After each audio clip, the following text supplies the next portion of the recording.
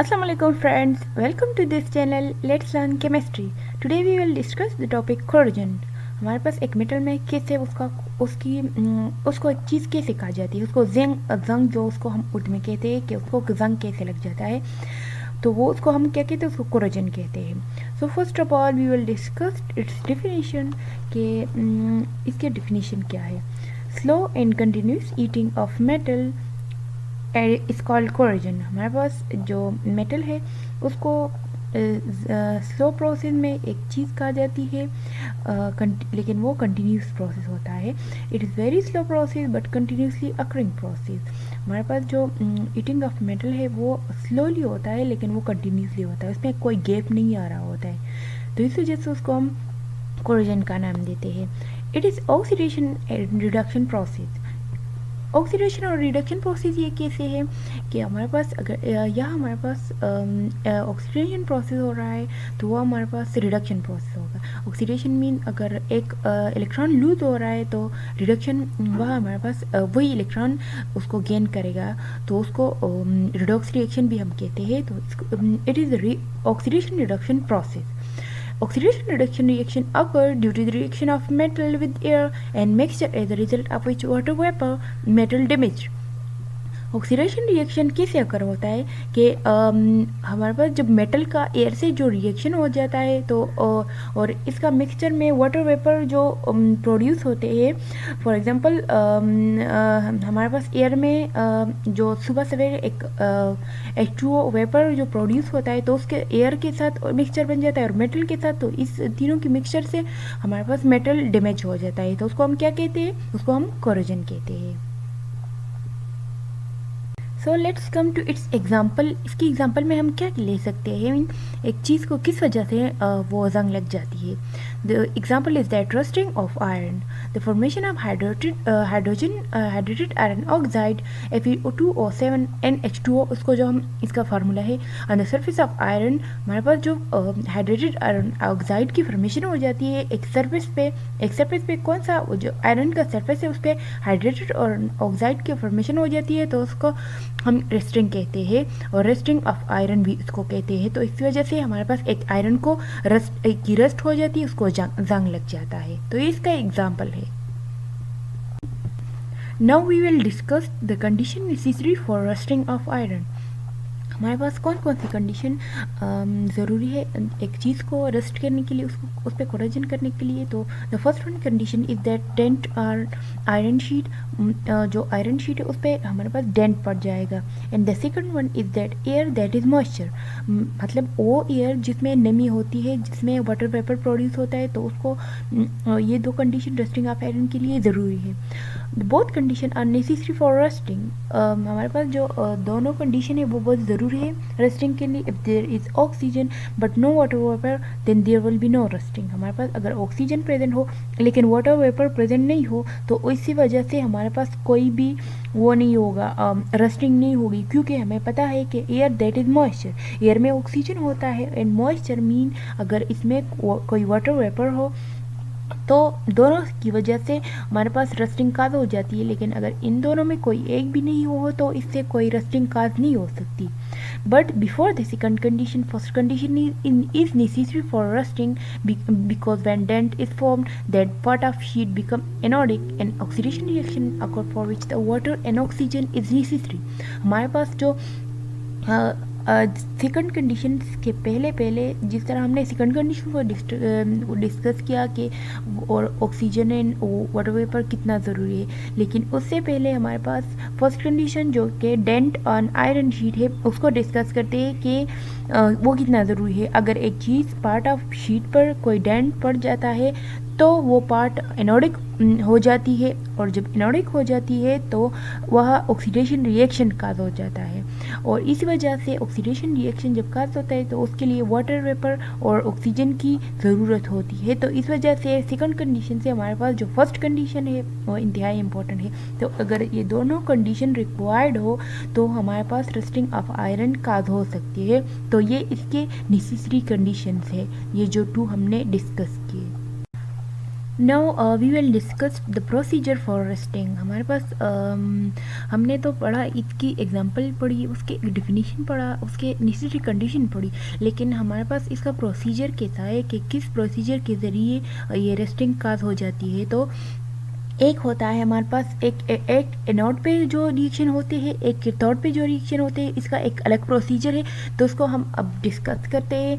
At anode हमारे पास जो 2Fe है, जो दो आयरन है, तो वो क्या करेगा, वो लूज ऑफ इलेक्ट्रॉन करेगा। मीन अगर ये रिएक्शन है ना 2Fe, उसने 2 इलेक्ट्रॉन लॉस कर लिए, सॉरी 4 इलेक्ट्रॉन लॉस कर लिए कैसे, अब पढ़ते हैं। The iron is mostly present in Fe+2। हमारे पास आयरन ज़्यादातर Fe+2 में प्रेजेंट होता है। 1 Fe lose electron 2 electron and 2 Fe lose 4 electron. हमारे पास ये रिएक्शन कैसे आया है, या हमने पढ़ा है कि अगर एक Fe होगा, एक आयरन होगा, तो वो 2 इलेक्ट्रॉन लॉस करेगा, लेकिन अगर 2 आयरन होंगे तो वो 4 इलेक्ट्रॉन लॉस करेगा। अब the electron that is lose by the iron start movement to iron sheet. और वो इलेक्ट्रॉन हमारे पास जो इस यहाँ लॉस हुए है, फॉर एग्जाम्पल हमारे पास 4 इलेक्ट्रॉन लॉस हुए हैं, तो वो इलेक्ट्रॉन किस चीज़ पे वो मूवमेंट स्टार्ट करेगा, तो वो आयरन ने जिस इलेक्ट्रॉन को लूज किया, तो वो स्टार्ट करेगा movement through the iron sheet. जो आयरन शीट प्रेजेंट होता है जिस पे हमें रस्टिंग करनी होती है, तो इसके ज़रिए मूवमेंट स्टार्ट कर लेगा। If oxygen and water vapour are present, so that part become cathodic. When they come in contact with metal sheet and oxygen get that electron that is lost by Fe। हमारे पास ये इंतहाई easy है कि अगर एक electron loss हो जाता है आयरन से, तो वो हमारे पास मूवमेंट स्टार्ट कर लेगा आयरन शीट के ज़रिए। लेकिन वहाँ हमारे पास हमने जो दूसरा कंडीशन पढ़ा था कि एयर में हमारे पास मॉइस्चर है, एयर होता है, तो उस पर ऑक्सीजन भी प्रेजेंट होता है और वाटर वेपर भी प्रेजेंट होता है, तो वो क्या कर लेगा, और यही पार्ट हमारे पास कैथोडिक होता है। तो वो जब हमारे पास कम इन कंटेक्ट होता है, जब वो मेटल शीट के साथ कंटेक्ट में आ जाते हैं वो ऑक्सीजन और वाटर वेपर, तो क्या कर लेगा, वही ऑक्सीजन जो कि यह हमारे पास Fe आयरन ने जो इलेक्ट्रॉन लूज किए, तो वही ऑक्सीजन आकर वो इलेक्ट्रॉन गेन कर लेगा जो कि आयरन ले लॉस किया है। तो इस वजह से इसको प्रोसीजर हमारे पास यह इंतहाई इम्पोर्टेंट स्टेप है इसका, कि वो यह ऑक्सीजन इलेक्ट्रॉन वो जब गेन करेगा, तो वो कौन से इलेक्ट्रॉन है, तो वो यह आयरन ने जो लूज़ किए हैं वो इलेक्ट्रॉन है, तो जो वो ऑक्सीजन अब हमारे पास गेन करेगा। अब हमने रिएक्शन जो हुआ एट कैथोड हमने पढ़ा, अब हम रिएक्शन एट कैथोड पढ़ेंगे। एनोड पढ़ा, अब हम रिएक्शन एट कैथोड पढ़ेंगे। तो O2 + 4 इलेक्ट्रॉन + 4 हाइड्रोजन, तो क्या बन जाएगा, हमारे पास जो ऑक्सीजन होता है एयर में, वो क्या करेगा, वो जिस तरह इससे पहले हमने डिस्कस किया कि वही 4 इलेक्ट्रॉन वो गेन कर लेगा, और 4 हाइड्रोजन के साथ जो कि वाटर वेपर से वो हाइड्रोजन ले लेगा, तो वो हमारे पास 2H2O बन जाएगा। 2 वाटर वेपर 2H2O बन जाएगा। अब usually hydrogen atom loose electron instead of gaining electron, but here hydrogen will gain electron and form 4H hydrogen atom. हमारे पास ज़्यादातर हाइड्रोजन क्या करता है, वो इलेक्ट्रॉन को लॉस करता है इंस्टेड ऑफ गेनिंग, लेकिन हमारे पास यह हाइड्रोजन इलेक्ट्रॉन को गेन करेगा और हमारे पास 4 हाइड्रोजन एटम बन जाएंगे। यह मैंने आप लोगों को ड्राई किया कि 4 हाइड्रोजन है यहाँ और 4 इलेक्ट्रॉन जो कि लूज हुए हैं एनोड पे, तो वो है हाइड्रोजन, वही जो 4 इलेक्ट्रॉन लूज किए वो हाइड्रोजन वो इसको गेन कर लेगा, इस तरह इसको, फिर तीसरा इसको इस तरह और इस तरह इसको, वो हमारे पास इलेक्ट्रॉन को गेन कर लेगा। अब हम ओवरऑल रिएक्शन की तरफ आते हैं। The overall reaction is that F2Fe + O2 + 4 hydrogen, हमारे पास जो O2Fe वो है जिसने इलेक्ट्रॉन लूज किए हैं और ऑक्सीजन जिसने गेन किया, और ये 4 हाइड्रोजन ये है। अब हम ये क्या करेंगे, प्रोडक्ट में हमारे पास 2Fe बन जाएगा प्लस 2H2O बन जाएगा, तो ये इसका ओवरऑल रिएक्शन आ गया। अब हम कार्बनिक एसिड की बारे में पढ़ते हैं। कार्बनिक एसिड हमारे पास कैसे इसकी वो हो गई, फॉर्मेशन हो गई है। ये कार्बनिक एसिड है। इन atmosphere water vapour and CO2 is present when both combine कार्बनिक एसिड इज फॉर्म्ड। हमारे पास यह देखिए कि एटमॉस्फेयर में वाटर वेपर भी प्रेजेंट होता है, और CO2 भी हम इनहेल करते हैं तो वो ऑक्सीजन होता है, जो एक्सहेल करते हैं वो CO2 होता है, तो कार्बन डाइऑक्साइड भी प्रेजेंट होता है। तो इस वजह से इस वाटर वेपर और CO2 के दरमियान भी हमारे पास कम्बिनेशन होके कार्बनिक एसिड बन जाता है। तो 2H2O प्लस CO2 कंबाइन होके 2H2CO3 बन जाएगा। अब ये 2CO3 अब इसकी स्प्लिटिंग होकर 4 हाइड्रोजन बन जाएगा 2CO3। तो मेन पॉइंट इज दैट हमारे पास 2 हाइड्रोजन सॉरी वाटर वेपर बन जाए प्लस होके CO2 के साथ, तो हमारे पास कार्बनिक एसिड बन जाएगा। तो कार्बनिक एसिड हमारे पास जो कि रस्टिंग ऑफ आयरन की प्रोसेस में एक अहम रोल अदा करता है। तो कार्बनिक एसिड भी हमारे पास रस्टिंग ऑफ आयरन में बहुत अहम इम्पोर्टेंट रोल है। अब हम इसकी प्रिवेंशन की तरफ आते हैं कि इसकी प्रिवेंशन में हम कोरोजन से हम एक मेटल को कैसे इसकी बचाव कर सकते हैं। तो the first one is use non corrosive metal such as stainless steel and aluminium. हमारे पास हमने ऐसे वो मेटल यूज़ करने हैं जो कि स्टेनलेस स्टील हो, एंड स्टेनलेस मीन जिसको किसी आग में भी जंग नहीं लग सकता। इन एल्यूमिनियम से बने हुए जो स्टील हो और स्टेनलेस स्टील हो तो उसको हम यूज़ कर सकते हैं। इसकी फर्स्ट वन प्रिवेंशन ये है। The second one is the make sure that the metal surface stage clean and dry. हमें ये भी श्योर करना है कि जो मेटल सरफेस है वो क्लीन हो, साफ़ हो और ड्राई हो।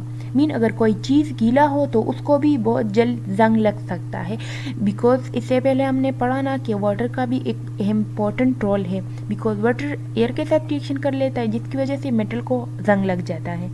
यूज़ ड्राइंग एजेंट, हम एक ऐसे एजेंट यूज़ कर सकते हैं जो कि ड्राइंग हो।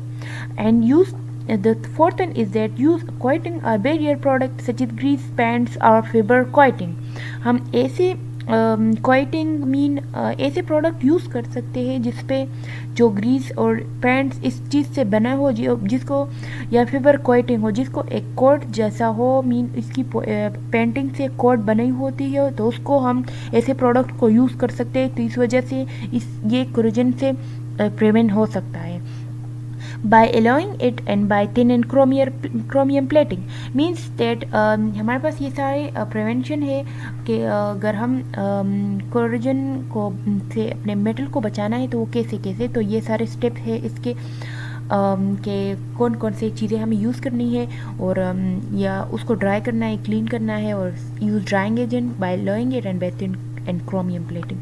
तो ये था आज का लेक्चर जिस कोरोजन हमने पढ़ा, जिसमें हमने पढ़ी इसकी डिफिनीशन पढ़ी, उसकी एग्जांपल, इसकी नेसेसरी कंडीशन इसके लिए कौन कौन से कंडीशन नेसेसरी है, किस किस चीज़ पे बेस पे हो सकता है। हमने इसकी प्रोसीजर पढ़ी कि एनोड पे क्या रिएक्शन हो सकता है, कैथोड पे क्या रिएक्शन हो सकते हैं, और द लास्ट वन इसकी प्रिवेंशन भी पढ़ी कि इससे हम कैसे अपने मेटल्स और आयरन सरफेस को प्रिवेंट कर सकते हैं। आई होप आपको समझ आ गई होगी आज की लेक्चर। कोई भी प्रॉब्लम हो तो आप लोग कमेंट सेक्शन में पूछ सकते हैं। ओके, थैंक यू, अल्लाह हाफिज़।